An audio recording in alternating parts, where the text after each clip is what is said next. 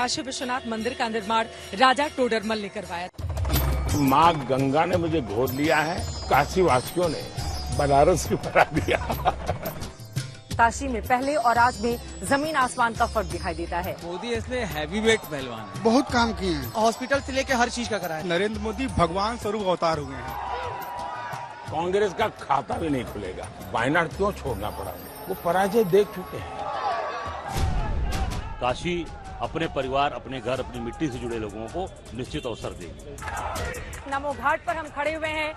400 पार। ये तस्वीरें आपके सामने, हमार काशी हमार मोदी के साथ। काफी अच्छा दुकानदारी सबका हो रहा है। जो बुनकर थे वो सब टोटो चला रहे हैं। क्या खास है बनारस के पान? सबसे पहले तो ये कोई केमिकल सिंथेटिक पान नहीं है। और अब की बार 400 पार, ये नारा बिल्कुल कायम है। ये नारा नहीं है, ये देश की जनता का संकल्प है।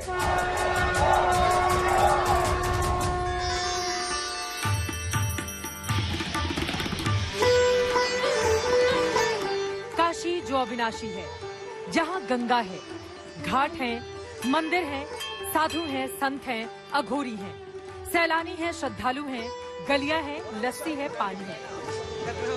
ये सनातन धरा है, जहाँ बौद्ध, जैन, कबीरपंथी, रैदासी के मूल हैं। मानवता का हर मंत्र, धर्म का हर तंत्र, धरती के हर छटा, हर रंग, हर भाग इस काशी में समाहित है। भूमंडल पर सनातन का उद्गम स्थल है काशी, और इसी काशी की धरा से लोकतंत्र की शक्ति प्राप्त कर अखंड विश्व में भारतवर्ष का प्रतिनिधित्व करते हैं प्रधानमंत्री मोदी।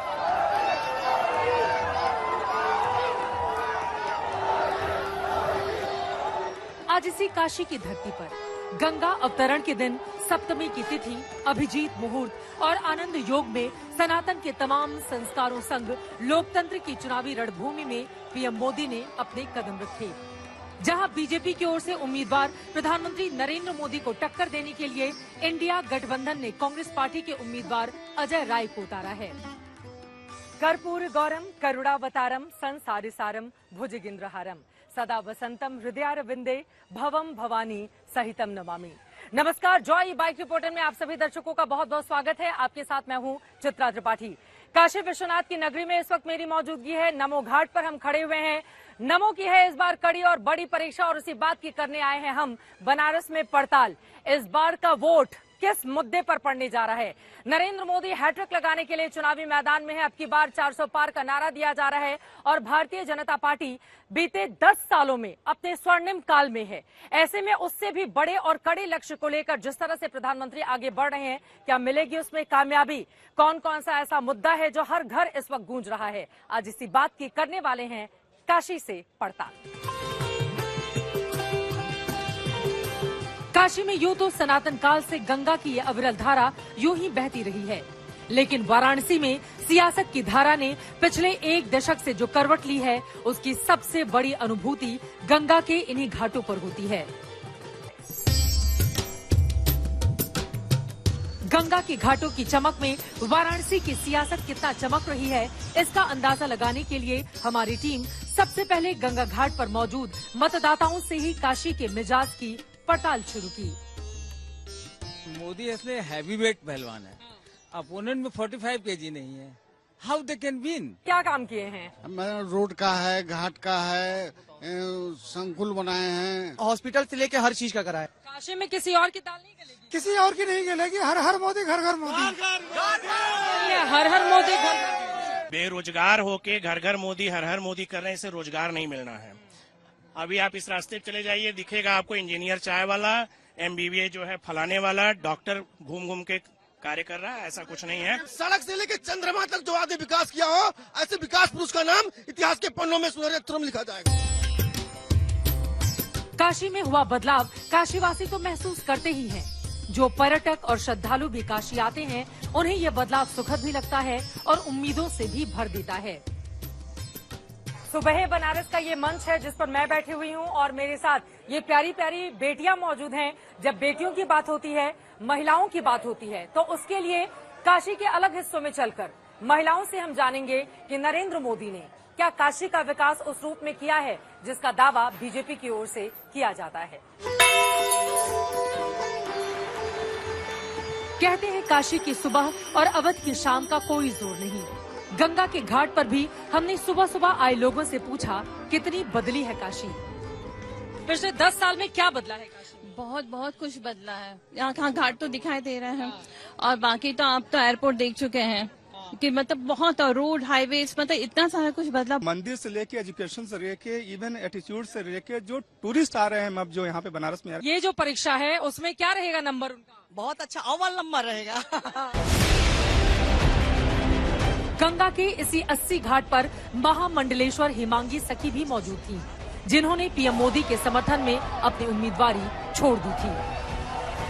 उन्होंने एक चीज कहा है कि आपके किन्नर समाज ट्रांसजेंडर वर्ग के लिए हम आने वाले समय में हम कार्य करेंगे और उनको मेन स्ट्रीम में लाएंगे। और मेरा एक ही था मुद्दा कि लोकसभा सीट, विधानसभा और राज्यसभा में हमारे एक किन्नर को बिठाइए जो प्रतिनिधित्व करें और अपने समाज का दुखड़ा वहां पे सुना सके। वाराणसी में बदलाव का एहसास गंगा के घाटों पर ही नहीं, उस काशी विश्वनाथ धाम के आंगन में भी होता है, जहां पहुंचने के लिए कभी कंधे छिलते थे। आज विशाल प्रांगण विकास की नई गाथा की गवाही देता है।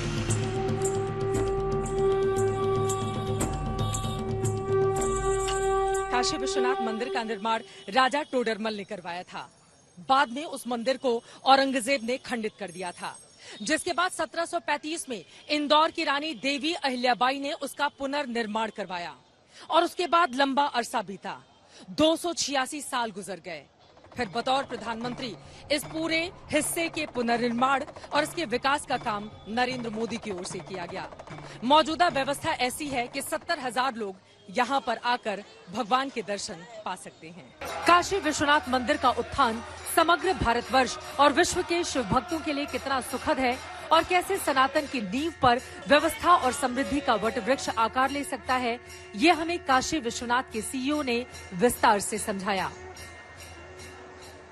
13 दिसंबर 2021 से 30 अप्रैल 2024 के मध्य में कुल हमारे यहाँ 16 करोड़ से अधिक लोगों ने दर्शन किया है। एक एवरेज मान लीजिए कि होटल का खर्च, खाने पीने का खर्च, उसका जो पेट्रोल का खर्च है, डीजल का खर्च है, पूजा सामग्री का खर्च है, तो 32,000 करोड़ रुपए कम से कम उत्तर प्रदेश की इकोनॉमी में ऐड हुए हैं 2 वर्ष 4 माह 31 दिन की अवधि में।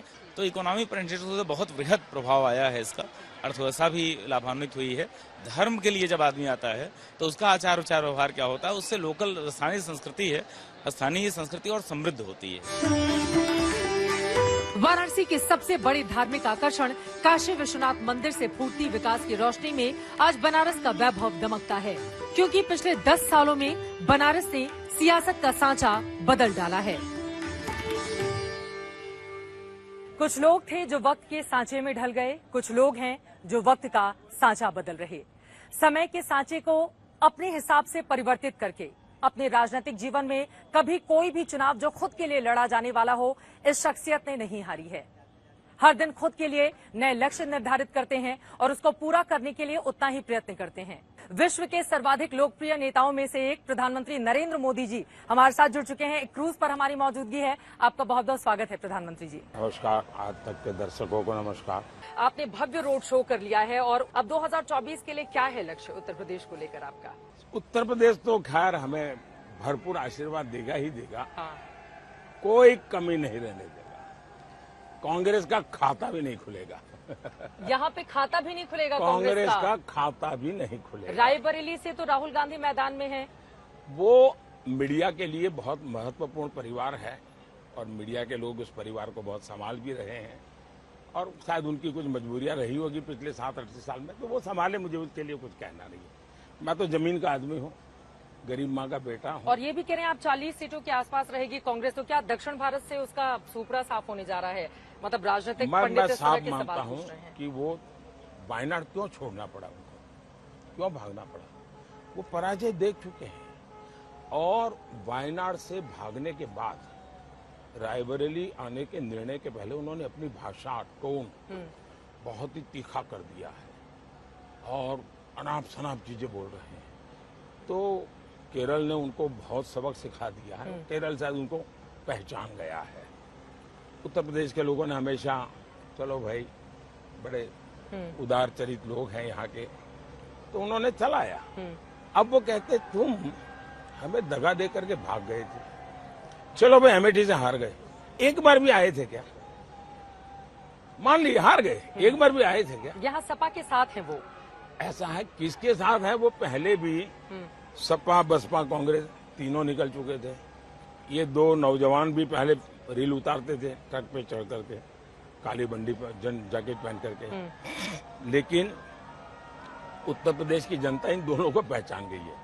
और उत्तर प्रदेश की जनता ये परिवारवाद को स्वीकार नहीं कर सकती है। उसने देखा है कि और एक अल्टरनेट मॉडल है जो उत्तर प्रदेश के जीवन को बदल पाता है, और योगी जी के नेतृत्व में ये चीजें हुई है, परिवर्तन आया है। महाराष्ट्र और बंगाल क्या चैलेंज बनेगा बीजेपी के लिए? और महाराष्ट्र में शरद पवार जी का बयान आया है, उन्होंने कहा है कि छोटी छोटी पार्टियां कांग्रेस में आगामी वक्त में विलय कर लेंगी। उनके बयान को कैसे देखिए? उनका बयान आया बारामती के चुनाव के बाद, और शरद पवार का बयान है तो मतलब उसमें कोई न कोई महत्व है। और मैं पक्का मानता हूं, शरद पवार मान चुके हैं कि मान्य विपक्ष बनना भी संभव नहीं है कांग्रेस के लिए, और इसलिए छोटी छोटी पार्टी अगर मर्ज कर देती है तो हो सकता है मान्य विपक्ष के लिए जो नंबर चाहिए वो उनको मिल जाएगा, और इसलिए वो मान्य विपक्ष की दिशा में जाना चाहते हैं, और इसलिए शायद वो इस बात में लगे हुए हैं कि मान्य विपक्ष बनाने के लिए इन सबको मर्ज कर दिया जाए। चुनाव में मुद्दा रहेगा राम मंदिर का? चुनाव में राम मंदिर पहले भी मुद्दा नहीं था, आज भी नहीं है, भविष्य में नहीं रहेगा। राम मंदिर श्रद्धा का मुद्दा है। जिन्होंने राम मंदिर के निमंत्रण को ठुकरा दिया उनको डर लगता है कि अब ये पाप हमें मार देगा, वो चिंता में है। और अब की बार 400 पार ये नारा बिल्कुल कायम है? ये नारा नहीं है, ये देश की जनता का संकल्प है, इसको नारा मत मानिए। ये मेरे देश के 140 करोड़ देशवासियों का संकल्प है। माँ गंगा ही अब हमार माई है। 400 पार के नारे की संकल्प पूर्ति में काशीवासी किस कदर योगदान देंगे ये नतीजों से पता चलेगा। लेकिन इतना जरूर है, चुनाव दर चुनाव पीएम मोदी को वाराणसी का आशीर्वाद बढ़ता जा रहा है। 2014 में जहां पीएम मोदी वाराणसी सीट पर 3,71,000 वोटों से जीते थे, वहीं 2019 में उनकी जीत का अंतर 4,79,000 वोटों से भी ज्यादा का था। लेकिन वाराणसी के मतदाताओं का क्या है मिजाज, ये हमने जानने की कोशिश की। बिक्री हो रही है आप लोग? बिक्री सही है। पहले इतना दुकानदारी नहीं होता, तो काफी अच्छा दुकानदारी सबका हो रहा है। जमीन आसमान का फर्क है, सब तोड़ फोड़ के बढ़ गया, बड़ा सुंदर हो गया पहले से। कोई भी बाहर से आके यहाँ पे दर्शन करके और अच्छी यादें लेके जाता है मैडम। वाराणसी के छोटे कारोबारी और दुकानदार बीजेपी की नीतियों और विकास योजनाओं को लेकर गदगद हैं। लेकिन इस बार देश की राजनीति में गठबंधन वाला नया प्रयोग भी वाराणसी में आजमाया जा रहा है, जहां कांग्रेस को समाजवादी पार्टी का साथ मिला है। इस बार का जो भाव है लोगों का वो बहुत ही बदला हुआ है, क्योंकि वो कहीं न कहीं अपने आप को ठगा महसूस कर रहे हैं। जो 10 साल दिया कि भारत प्रधानमंत्री जी पूरे बनारस का कायाकल्प कर देंगे, कहा था क्वेटो बना देंगे, क्वेटो तो छोड़ दिए, बनारस का स्वरूप खराब कर दिया गया। तो निश्चित तौर से यहाँ की जनता ऊब चुकी है, और इस बार काशी अपने परिवार, अपने घर, अपनी मिट्टी से जुड़े लोगों को निश्चित अवसर देगी। हालांकि यही वाराणसी सीट थी जहां 1952 के बाद 15 साल तक कांग्रेस जीतती रही थी, लेकिन एक बार लेफ्ट ने कांग्रेस का किला छीना तो फिर कांग्रेस के पांव बनारस में कभी जम नहीं पाए। जबकि 2009 के बाद से बीजेपी यहां अंगद के पांव की तरह डटी हुई है, और 2024 के चुनावी नतीजों के बाद मोदी जीतकर वाराणसी के उस इतिहास की कड़ी में शामिल हो जाएंगे जिसमें एक ही सीट से 3 बार चुनाव लड़कर प्रधानमंत्री बनने का रिकॉर्ड है।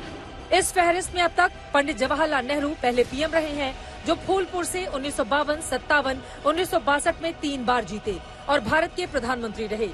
दूसरे अटल बिहारी वाजपेयी, जो 1996, 98 और 1999 में लखनऊ से जीते और प्रधानमंत्री रहे।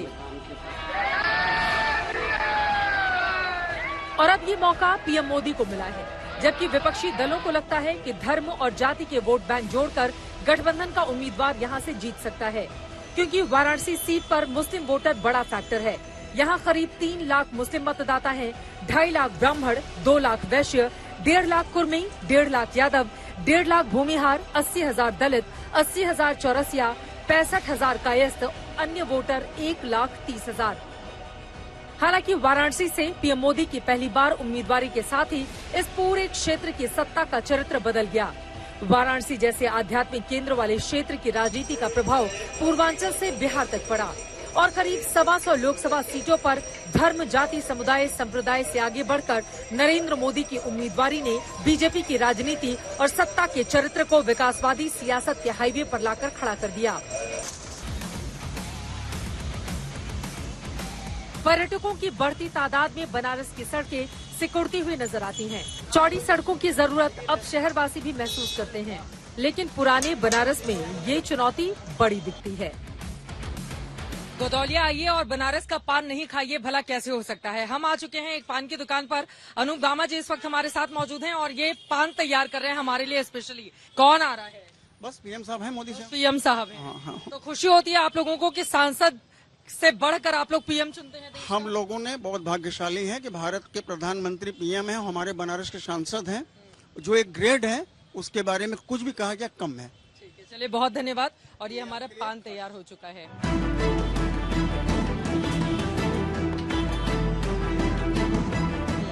बीते 10 सालों में प्रधानमंत्री नरेंद्र मोदी तकरीबन 50 बार काशी का दौरा कर चुके हैं, लेकिन इस बार का दौरा बेहद खास रहा क्योंकि जीत के हैट्रिक लगाने के इरादे से वो चुनावी मैदान में हैं।